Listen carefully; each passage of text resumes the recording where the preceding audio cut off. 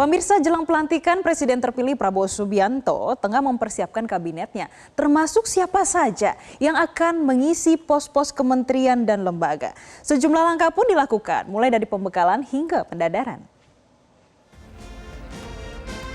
Berakhirnya masa jabatan Presiden Joko Widodo dan Wakil Presiden Maruf Amin menjadi momen persiapan bagi Prabowo Subianto dan Gibran Raka Buming Raka untuk menyusun kabinet baru. Pekan ini Prabowo telah memanggil sejumlah tokoh yang akan menduduki kursi kementerian yang akan membantunya di pemerintahannya. Strategi Prabowo dalam mempersiapkan kabinetnya pun dinilai cukup menarik dan berbeda. Dia memulai dengan memanggil sejumlah nama ke kediamannya di Kertanegara 4, Jakarta Selatan. Hingga pada 16 dan 17 Oktober lalu, Prabowo mengadakan pembekalan untuk para calon menteri dan wakil menterinya di Hambalang, Bogor. Kita bahwa tantangan ke depan itu tidak mudah dan semua harus siap dan semua harus bekerja secara cepat dengan memperhatikan perkembangan baik dari dalam negeri maupun juga luar negeri.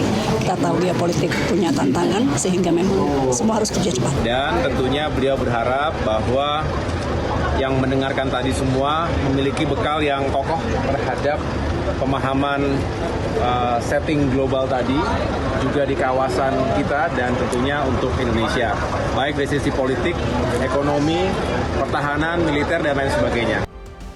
Materi pembekalan yang diterima para calon menteri dan wakil menteri pun beragam, dari materi seputar komunikasi, korupsi, hingga kecerdasan intelektual atau artificial intelligence (AI). Juru bicara Prabowo Subianto, Dhanil Anzar Simanjuntak menyebut, pemateri dihadirkan untuk memberikan perspektif dan pengetahuan tentang isu-isu yang relevan, baik nasional maupun internasional.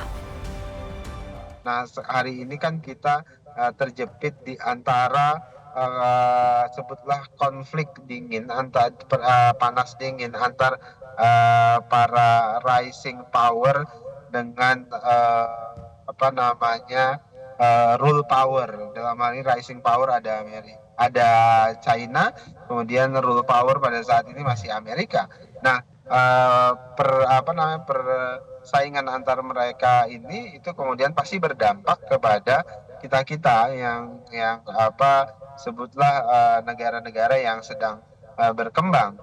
Belum lagi kalau kemudian ada proksi dari persaingan mereka ini. Nah, Miss Aimer bisa memberikan penjelasan yang baik dari hasil riset beliau, baik dari sisi historis maupun secara futuristik.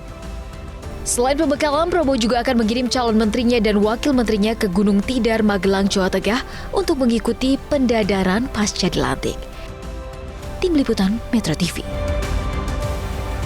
Jelajahi cara baru mendapatkan informasi. Download Metro TV Extend sekarang.